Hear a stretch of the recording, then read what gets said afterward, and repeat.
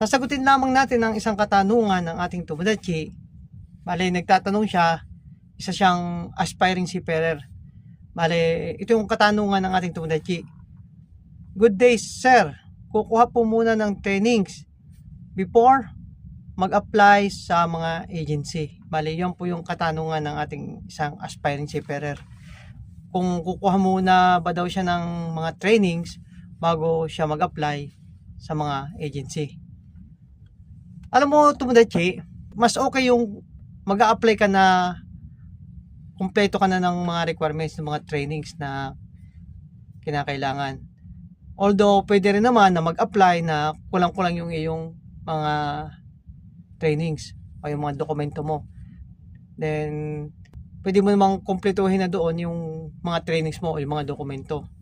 Pero kaya lamang, ang isa sa mga advantage, Tomodachi, kapag ka nag-apply ka sa isang agency na kumpleto ng iyong requirements, ng iyong mga trainings, just in case na biglang mangailangan sa cruise ship o sa barko, ikaw yung unang makakasampa. Dahil, alam mo kung bakit? Dahil kumpleto ang iyong requirement, kumpleto ang iyong mga dokumento, ikaw yung magiging priority sa pagsampa sa cruise ship. Unlike sa hindi ka kumpleto ng requirements mo, na biglang nangailangan sa barko, hindi ka basta nila mapapasampa.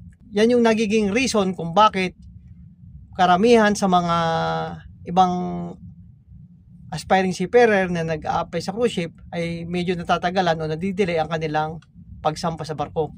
Na kahit may request na galing sa barko, hindi ka pa rin makasampa dahil kulang ang iyong mga dokumento.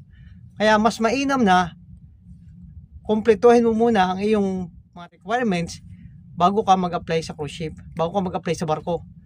Para just in case na biglang mangailangan sa barko, kumpleto ang iyong requirements, sigurado makakasampa ka na kaagad. Diretso na agad ang pagsampa mo sa barko.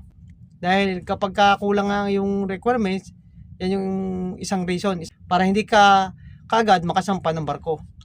Kaya natatagal yung iba, pabalik-balik ng opisina habang kinukumpleto yung requirements, hanggang papalik-balik mo sa pagkukumpleto ng iyong dokumento, may ibang makakakuha ng slot na tatawag. Yun yung slot. Bali, may makakakuha ng slot na para sa'yo na sa halip na ikaw sasampa ng mas maaga, madidelay ka. Dahil mayroong isa, dahil tanda mo, Tomodachi, sa pag-a-apply sa cruise ship, sa barko, hindi lamang ikaw ang nag-a-apply. Marami tayong mga aplikante na nagbabaka sakali na makapagtrabaho sa cruise ship. Kaya, ang magiging labanan mo dyan, ang baon mo na lang dyan, kailangan kumpleto ang iyong dokumento. Kung